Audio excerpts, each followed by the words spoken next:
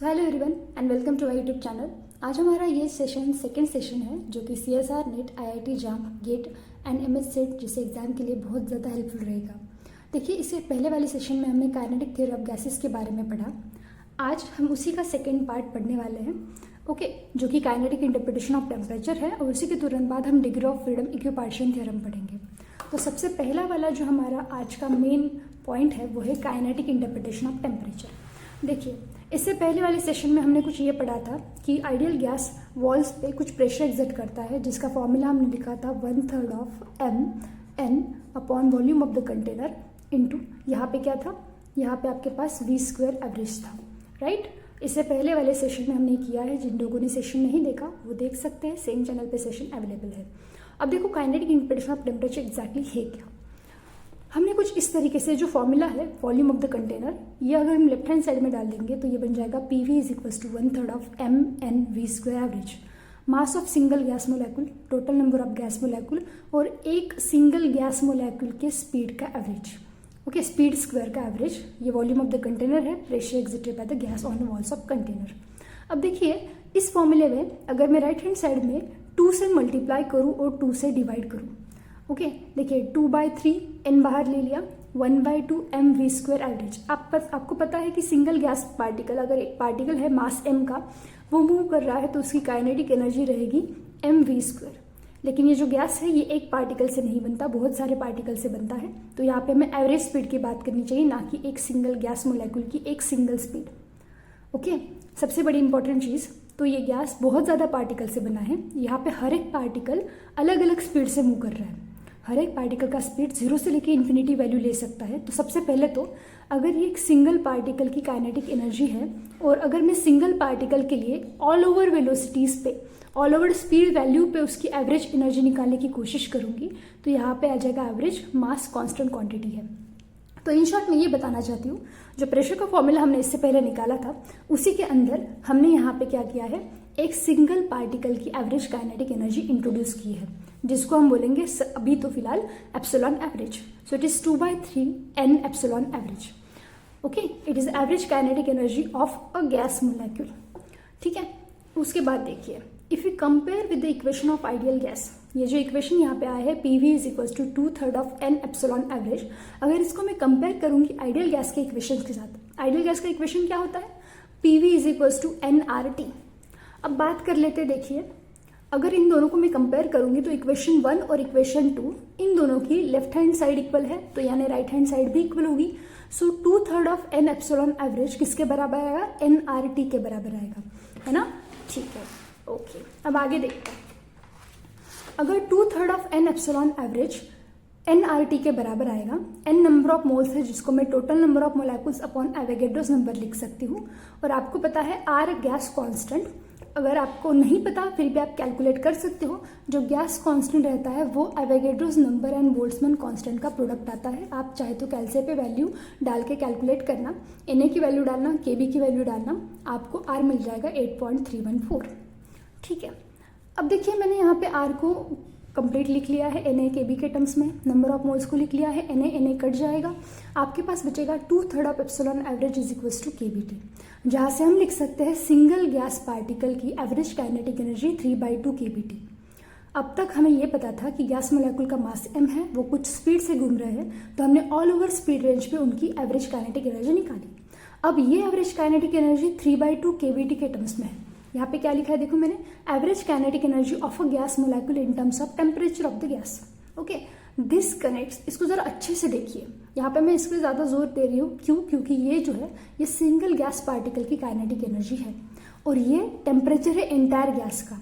आप जब भी बोलते हो कि सिस्टम का टेम्परेचर T है, तो ये नहीं बोलते कि उसमें से 10 पार्टिकल का टेम्परेचर T है, 5 पार्टिकल का टेम्परेचर अलग है, 1 पार्टिकल का टेम्परेचर अलग है।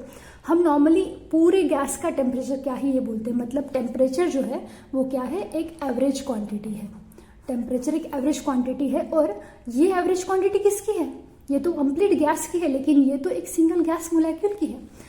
मतलब this connects temperature T which is a macroscopic parameter, average quantity, जो कि कंप्लीट सिस्टम को रिप्रेजेंट कर रहा है, विद अ माइक्रोस्कोपिक। देखिए, ये मैक्रो है एंड माइक्रो है, ओके, फर्क है यहाँ पे। So microscopic epsilon average to the Boltzmann constant. तो इस तरीके से हम एक सिंगल गैस की एवरेज एनर्जी को कंप्लीट गैस के पैरामीटर से कनेक्ट कर रहे हैं। इसी को बहुत सारे बुक में बोला जाएगा, it form a bridge between what, thermodynamic and statistical mechanics. एक चीज याद रखना, आप जब भी थर्मो स्टैटिस्टिकल पढ़ते हो उनको साथ में क्यों पढ़ाया जाता है? क्यों?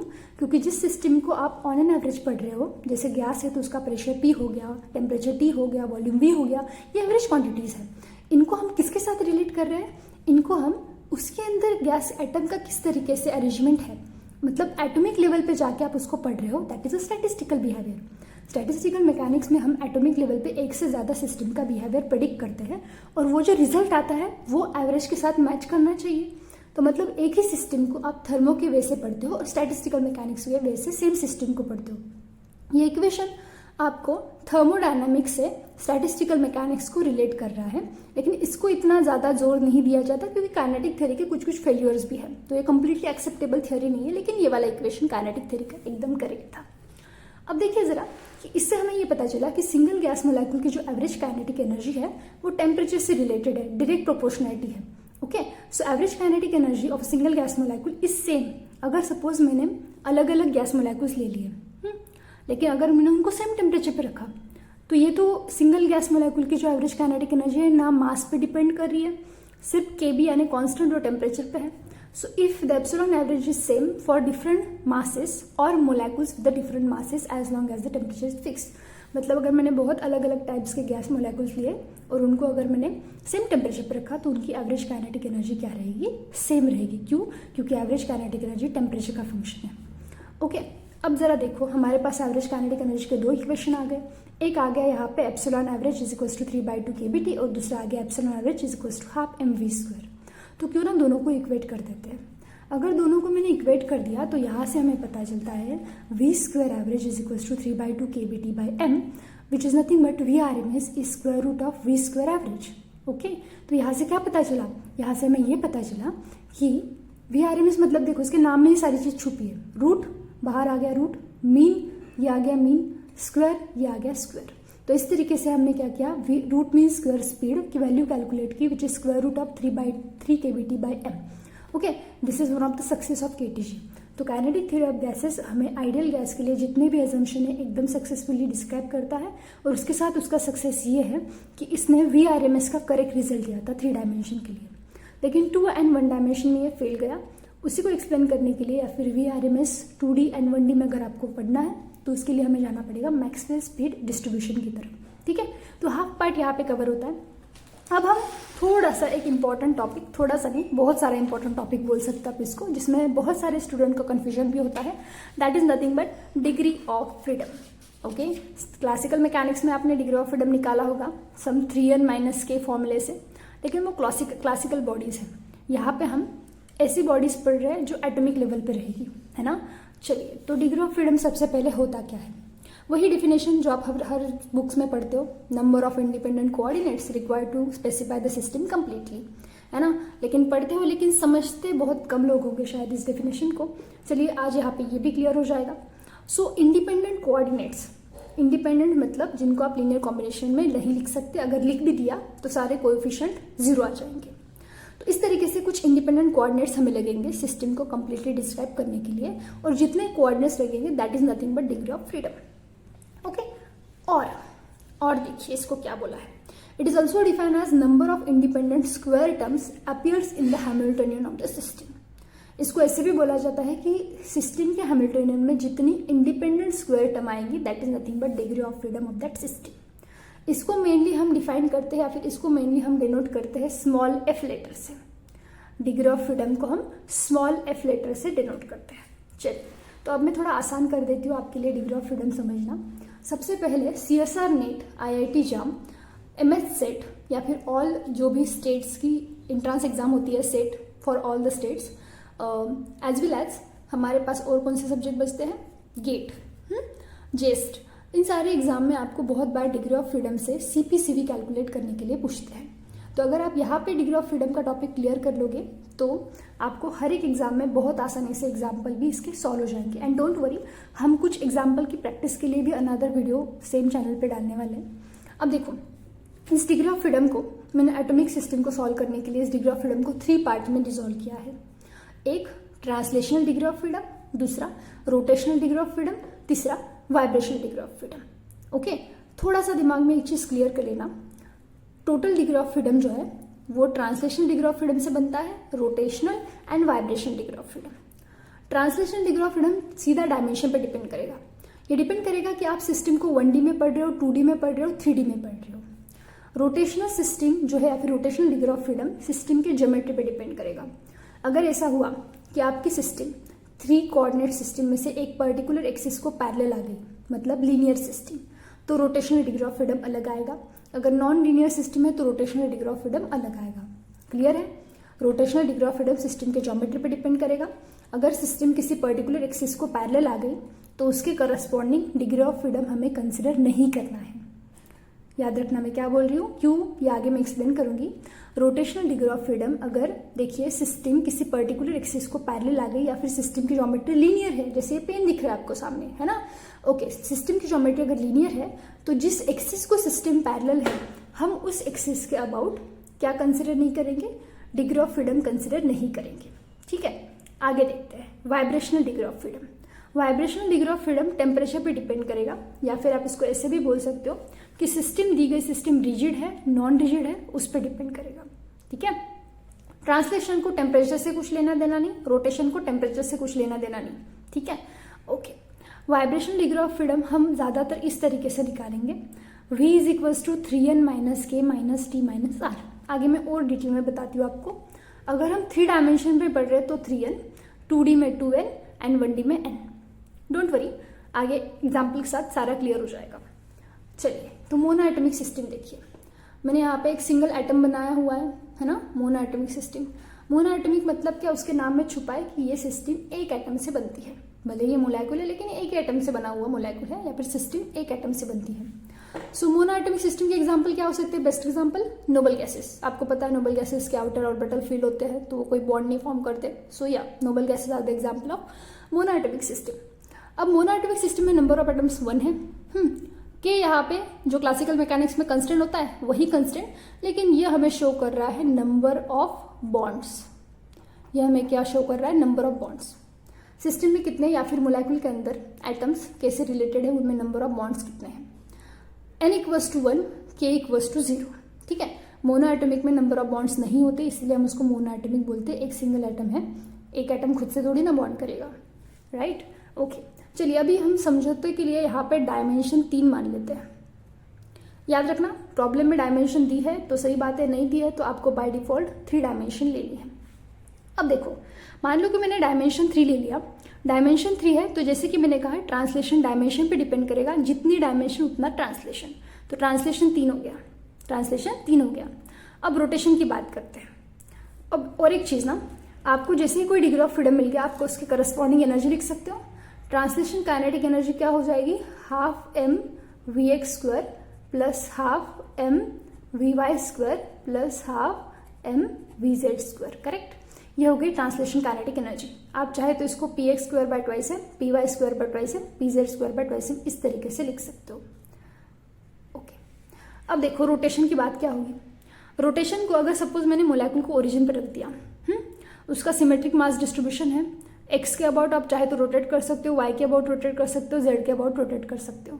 लेकिन ना यहाँ पे सिमेट्रिक मास डिस्ट्रीब्यूशन होने की वजह से और सिंगल मोलेक्यूल है, ये एटम है एक सिंगल, आपको पता है एटम की साइज कितनी कम होती है, तो यहाँ पे ये हुआ रेडियस ऑफ गायरेशन। ये जो छोटा एरो में दिखा रही हूँ ये क्या हो गया? Radius of gyration. अब रेडियस ऑफ गायरेशन इतना छोटा है, मास डिस्ट्रीब्यूशन सिमेट्रिक है, तीनों भी कोऑर्डिनेट्स में, तीनों भी एक्सिस के अबाउट, रेडियस ऑफ गायरेशन इतना छोटा है, तो यहाँ पे करस्पॉन्डिंग मोमेंट ऑफ इनर्शिया भी कम होगा। अब आपको पता है रोटेशनल काइनेटिक एनर्जी होती है हाफ I ओमेगा स्क्वायर। अगर रेडियस ऑफ गायरेशन कम है तो करस्पॉन्डिंग मोमेंट ऑफ इनर्शिया कम होगा, मोमेंट ऑफ इनर्शिया कम होगा तो करस्पॉन्डिंग जो रोटेशन से कंट्रीब्यूशन आएगा टोटल एनर्जी में वो भी कम होगा, है ना। रोटेशन से जो कंट्रीब्यूशन आएगा टोटल एनर्जी में वो भी कम हो जाएगा। अगर वो कम हो जाएगा तो हम इसके लिए कोई भी रोटेशन कंसिडर नहीं कर सकते, क्योंकि जो भी रोटेशन काइनेटिक एनर्जी आ रही है टोटल एनर्जी में वो बहुत निग्लिजिबल है एज कम्पेयर टू ट्रांसलेशन। तो यहाँ पे हम रोटेशन को निग्लेक्ट करते हैं, क्यों? क्योंकि सिमेट्रिक मास डिस्ट्रीब्यूशन है, रेडियस ऑफ गायरेशन बहुत कम है and corresponding rotation kinetic energy बहुत निग्लिजिबल आएगी। So no rotation. ओके, हम यहाँ पे रोटेशन नहीं लेते हैं। अब रोटेशन नहीं है, वाइब्रेशन की बात करते हैं। अब देखो ये सिस्टम ना क्या होता है, रिजिड नॉन रिजिड मोलेक्युल की बात आती है वाइब्रेशन में, या फिर रूम टेम्परेचर हाई टेम्परेचर। अब बताओ यहाँ पे कोई बॉन्ड दिख रहा है? नहीं भाई, बॉन्ड ही नहीं है तो ब्रेक होने की बात ही नहीं आती, रिजिड नॉन रिजिड की बात ही नहीं आती, है ना। तो देखिए मोनोएटॉमिक सिस्टम में जब बॉन्ड नहीं है तो आप चाहे इसको हाई टेम्परेचर पे पढ़ो या रूम टेम्परेचर पे पढ़ो, बॉन्ड ब्रेक होने की, rigid molecule non rigid molecule की बात नहीं आती, तो वाइब्रेशन यहाँ पे जीरो रहेगा, वाइब्रेशन यहाँ पे जीरो रहेगा। और याद रखना रूम टेम्परेचर हाई टेम्परेचर हर एक सिस्टम का अलग अलग होता है। नॉट नेसेसरी कि 100 डिग्री सेल्सियस अगर किसी का हाई टेम्परेचर हुआ तो किसी अनदर मोलेक्युल का वही हाई टेम्परेचर होगा। हाई टेम्परेचर डिफाइन होता है ऐसा टेम्परेचर जिसपे उनके बॉन्ड फ्लेक्सिबल हो जाते हैं या फिर ब्रेक हो जाते हैं ऑलमोस्ट, ठीक है। याद रखना ट्रांसलेशन डायमेंशन पे डिपेंड करेगा, रोटेशन सिस्टम के ज्योमेट्री पे डिपेंड करेगा एंड वाइब्रेशन टेम्परेचर पे डिपेंड करेगा। अगर ऐसा टेम्परेचर है जहाँ पे बॉन्ड फ्लेक्सिबल हो चुका है तो वहाँ पे हम बॉन्ड को स्प्रिंग से रिप्लेस करते हैं और उसको हाई टेम्परेचर बोलते हैं सिस्टम का, वहाँ पे मोलेक्युल नॉन रिजिड होता है। अगर ऐसा टेम्परेचर जहाँ पे मोलेक्युल का बॉन्ड रिजिड है तो हम उसको रूम टेम्परेचर बोलते हैं और वहाँ पे कोई स्प्रिंग रिप्लेसमेंट नहीं आएगी। ओके, तो इस तरीके से मोनोएटॉमिक सिस्टम में रोटेशन 3, ट्रांसलेशन 3, रोटेशन 0, वाइब्रेशन 0। तो इन तीनों की समेशन कर दी तो हमारे पास F आ जाएगा T + R + V यानी 3। ये 3 डायमेंशन थी इसलिए 3। अब सेम मोनोएटॉमिक सिस्टम को आपने 2D में पढ़ा तो रोटेशन 0, वाइब्रेशन 0, ट्रांसलेशन 2 आ जाएगा। इसी को 1D में पढ़ा तो ट्रांसलेशन 1 आ जाएगा, ठीक है। यहां से देखिए number of square independent terms यहाँ पे है तो यहां से भी आप बता सकते हो टोटल डिग्री ऑफ फ्रीडम 3 आएगा। ओके, चलिए अब मैं बीच में एक थ्योरम में बता देती हूँ ताकि इसी से हम आगे चल के तुरंत उसी सिस्टम के लिए CV, CP एंड एटोमिसिटी यानी एडियाबैटिक कांस्टेंट गामा भी निकाल सकते हैं। इक्विपार्टीशन थ्योरम, इक्विपार्टीशन थ्योरम क्या बताता है? देखिए स्टेटमेंट है यहाँ पे, it states that for a system in equilibrium at temperature T, okay, the total energy is equally partitioned amongst the several degrees of freedom and energy associated with each degree of freedom is equals to half kBT। ये क्या बताता है? देखिए equipartition theorem हमें ये बताता है कि जब भी system at equilibrium temperature T होती है तब उस सिस्टम की टोटल एनर्जी डिवाइड की जाती है इक्वली, किसमें? पार्टीशन की जाती है equally amongst the several degree of freedom. तो हर एक डिग्री ऑफ फ्रीडम के लिए इस टोटल एनर्जी का इक्विपार्टीशन किया जाता है और हर एक degree of freedom total energy में हाफ kBT पार्ट इंट्रोड्यूस करता है। याद रखना हर एक डिग्री ऑफ फ्रीडम यहाँ पे टोटल एनर्जी में हाफ kBT पार्ट इंट्रोड्यूस करता है, ठीक है। तो बहुत सारे लोग ना गलती क्या करते हैं, पहले degree of freedom find out करते हैं और तुरंत इक्विपार्टीशन लगा के half kBT into degree of freedom आ गया आंसर। नहीं करना है ऐसे। अब बताती हूँ गलतियाँ कहाँ पे होती है। देखिए मोनोएटॉमिक सिस्टम में हमारे पास कोई बॉन्ड नहीं है तो हमें टेंशन लेने की बिल्कुल भी ज़रूरत नहीं है टेम्परेचर की, यहाँ पे है ना। एक मिनट, यहाँ पे हमें टेम्परेचर की टेंशन लेने की बिल्कुल भी ज़रूरत नहीं है। ट्रांसलेशन 3 है, रोटेशन 0 है, वाइब्रेशन 0 है, तो यहाँ पे F आ गया हमारा 3। ओके, F अगर 3 आ गया तो आपको पता है इसकी वजह से टोटल हैमिल्टनियन में 3 स्क्वायर इंडिपेंडेंट टर्म आई थी। कितनी आई थी? 3 स्क्वायर इंडिपेंडेंट टर्म आई थी। तो हर एक स्क्वायर इंडिपेंडेंट टर्म हमें हाफ kBT देगी तो 3/2 kBT आ गया। कितना आ गया? 3/2 kBT आ गया। देखिए मैं किस तरीके ओके, तो मैं ऐसे भी बोल सकती थी ना कि U यहाँ पे है, हमारे पास F3 है तो 3 इंटू हाफ kBT, लेकिन मैं क्या बोल रही हूँ देखो टोटल यहाँ पे इन तीनों की समेशन भले ही 3 आ रही है लेकिन इसकी वजह से टोटल एनर्जी में 3 स्क्वायर इंडिपेंडेंट टर्म आई है, px²/2m, py²/2m, pz²/2m।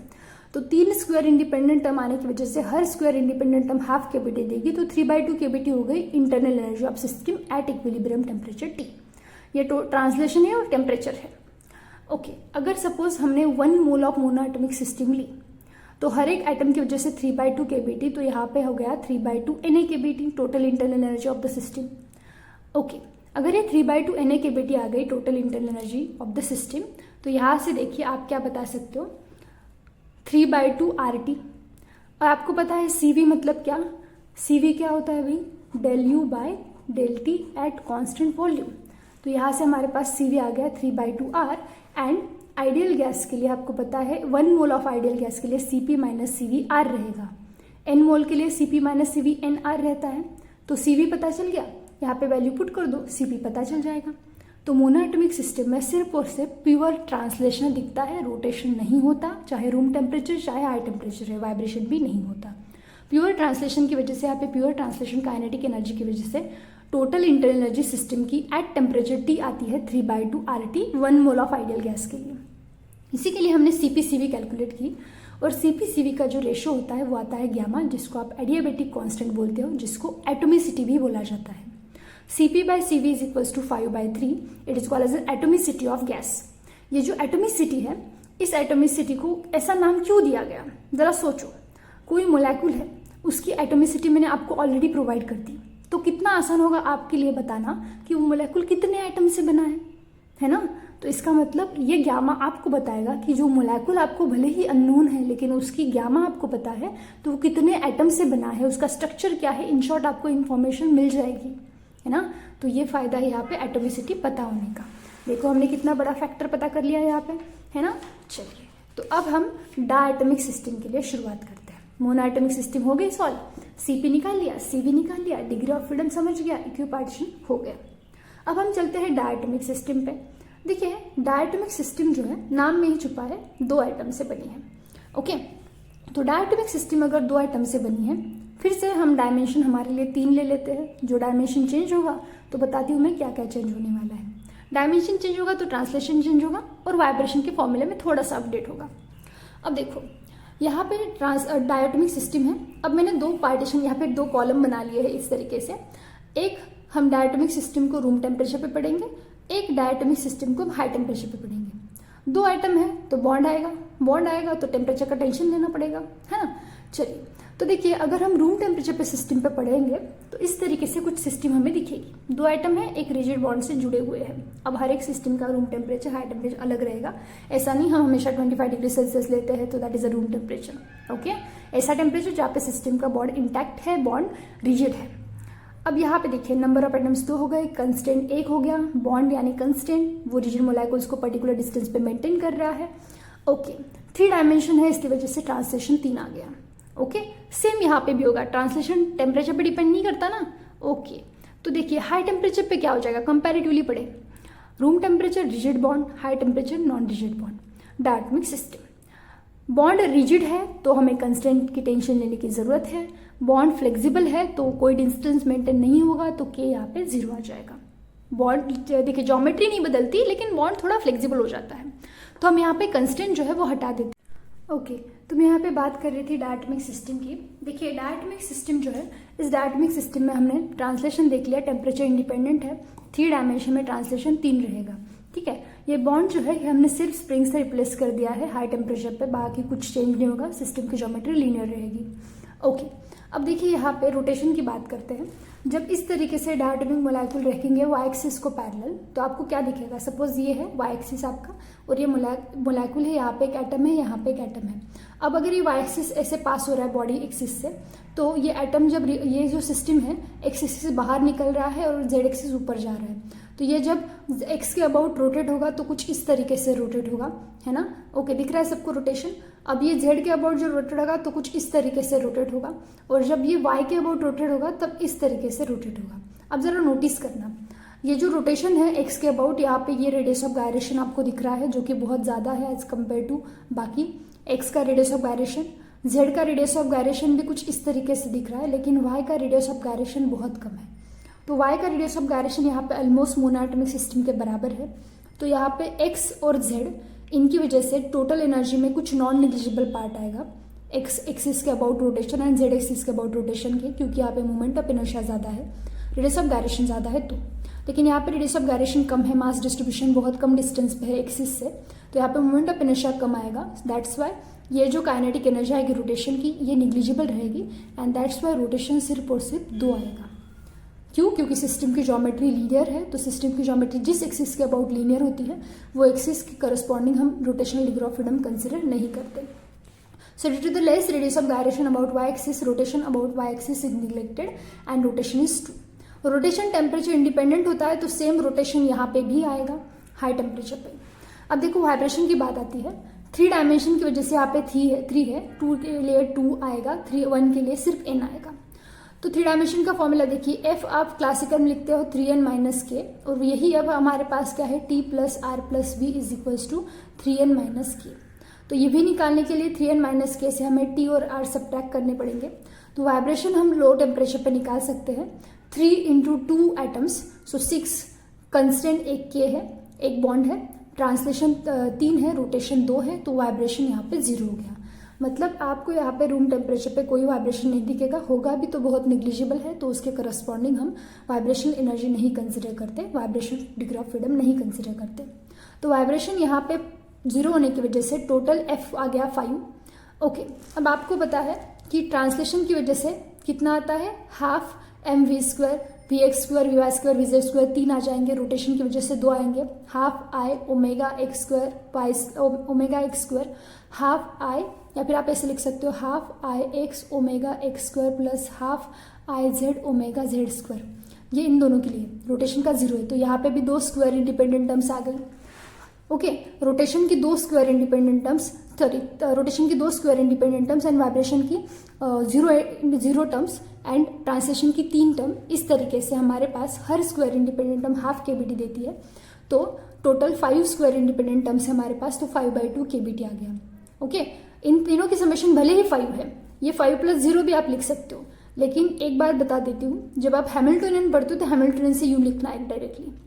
देखिए यहाँ पे जितनी स्क्वायर इंडिपेंडेंट टर्म्स है उतना ही डिग्री ऑफ फ्रीडम आ रहा है, लेकिन जब वाइब्रेशन आता है तो क्या चेंज करना है ये मैं बताती हूँ।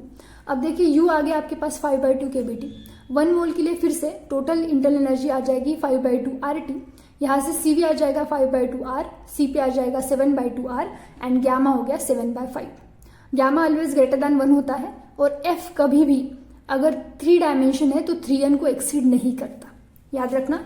F is less than equals to 3n रहेगा for 3 dimension, n is the number of atoms जिससे मोलेक्यूल बना है।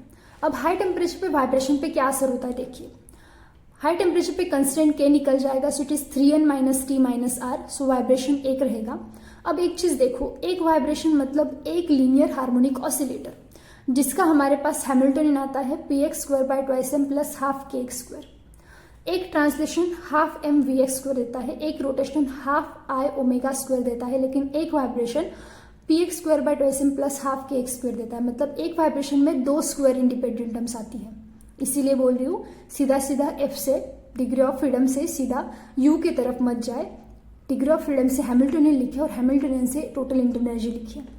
Here we treat the molecule as a linear harmonic oscillator with a total vibrational Hamiltonian। ये सिर्फ vibration का Hamiltonian है px² / plus half kx²। सो vibration यहाँ पे भले ही एक है, लेकिन उसकी वजह से जो इंटरनल एनर्जी आएगी वो half kBt plus half kBt यानी kBt बन जाएगी। So diatomic molecule at high temperature पे टोटल इंटरनल एनर्जी आ जाएगी ट्रांसलेशन, रोटेशन, वाइब्रेशन की वजह से।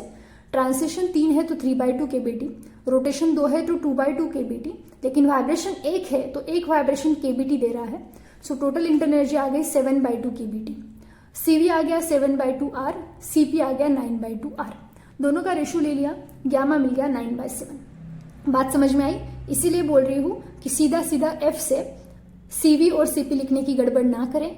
अगर आपको पता है कि F total degree of freedom है, उसमें से वाइब्रेशन कितना है, तो याद रखना एक वाइब्रेशन kBt टर्म देता है, लेकिन एक ट्रांसलेशन हाफ kBt, एक रोटेशन हाफ kBt देता है टोटल इंटरनल एनर्जी को। इसीलिए आपको अगर डिग्री ऑफ फ्रीडम पता चल गया तो हैमिल्टनियन लिखने की कोशिश करें। अब यहाँ पे ना मैं बता देती हूँ आपको कैसे वाइब्रेशन आएगा। आप CP CV निकाल सकते हो एज ए होमवर्क, या फिर इस वीडियो के नीचे आपका जो आंसर आ रहा है वो कमेंट कर सकते हो। ट्राइएटॉमिक सिस्टम, ट्राइएटॉमिक मतलब N3 है। फिर से डायमेंशन 3 मान लेते हैं, आप चाहे तो 2 डायमेंशन कंसिडर करके सॉल्व करो और वीडियो के नीचे मुझे कमेंट करके बताओ आपका आंसर क्या आ रहा है। ट्राइएटॉमिक में हमारे पास 2 सिस्टम होती है, linear triatomic and non linear triatomic. ठीक है, लीनियर ट्राइएटॉमिक को अगर मैं रूम टेम्परेचर पे पढ़ूँ तो मोलेक्यूल कुछ इस तरीके से दिखेगा, एंड लीनियर ट्राइएटॉमिक को अगर हम हाई टेम्परेचर पे पढ़ेंगे तो बीच में स्प्रिंग आ जाएगी। कंस्टेंट 0, कंस्टेंट 2 बॉन्ड है यहाँ पे। ओके, तो 3 डायमेंशन की वजह से ट्रांसलेशन 3 डायमेंशन की वजह से ट्रांसलेशन 3। रोटेशन का क्या होगा, जैसे डायटोमिक लीनियर में हुआ वैसे ही यहाँ पे सिस्टम की ज्योमेट्री लीनियर है तो एक एक्सिस कंट्रीब्यूट नहीं करेगा, रोटेशन 2 आ जाएगा। यहाँ पे भी सिस्टम की ज्योमेट्री लीनियर है, रोटेशन टेम्परेचर इंडिपेंडेंट होता है तो रोटेशन 2 आ जाएगा। अब बात आती है वाइब्रेशन की। वाइब्रेशन हमारे पास है 3n minus k minus t minus are, तो लो टेम्परेचर वाइब्रेशन 2 आ गया, यहाँ पे वाइब्रेशन 4 आ गया। अब आपका होमवर्क है, आपको करना क्या है, ट्रांसलेशन रोटेशन वाइब्रेशन से आपको सबसे पहले टोटल इंटरनल एनर्जी लिखनी है, यहाँ से Cp लिखना है और Cv लिखना है और गामा लिखना है। सेम आपको हाई टेम्परेचर ट्राइएटॉमिक लीनियर के लिए करना है। मैं एक बार नॉन लीनियर का बता देती हूँ। देखिए, नॉन लीनियर सिस्टम कुछ इस तरीके से दिखेगी, ये प्लेनर फॉर्म में रहेगी, तो ये किसी पर्टिकुलर एक्सिस को पैरेलल नहीं है। सबसे बड़ी बात, रूम टेम्परेचर पे 3 बॉन्ड है, हाई टेम्परेचर पे बॉन्ड नहीं है। K equals to 2 here, sorry K यहाँ पे कंप्लीट अगर आप देखोगे तो 3 बॉन्ड है, तो 3 आएगा K। अगर K यहाँ पे टोटल 0 आएगा, तो यहाँ पे देखिए थोड़ा सा करेक्शन कर लेती हूँ मैं। K 3 है, ट्रांसलेशन 3 है, रोटेशन 3 है, क्योंकि सिस्टम किसी पर्टिकुलर एक्सिस को पैरेलल नहीं है। V आ जाएगा 3 इंटू 3 9, 9 माइनस 3 माइनस 3 माइनस 3 यानी वाइब्रेशन 0। तो इस सिस्टम का वाइब्रेशन रूम टेम्परेचर पे 0 है, लेकिन यहाँ पे अगर हम वाइब्रेशन देखेंगे तो ये 3 आ रहा है। तो इसकी एनर्जी आ जाएगी 3 kBT, इसकी आएगी 3/2 kBT, इसकी आएगी 3/2 kBT। तो इस तरीके से आप ट्राइएटॉमिक नॉन लीनियर के लिए Cp, Cv, total internal energy and gamma लिख सकते हो। मुझे कमेंट करके इस वीडियो के बाद बताना आपको ये वीडियो कैसा लगा और क्या आपको डिग्री ऑफ फ्रीडम अच्छे से क्लियर हुआ है। नेक्स्ट सेशन में हम इसके रिलेटेड कुछ इंपॉर्टेंट क्वेश्चन सॉल्व करेंगे, GATE, IIT JAM and CSR NET के। Thank you so much for watching and stay tuned to my channel. Thank you, bye bye.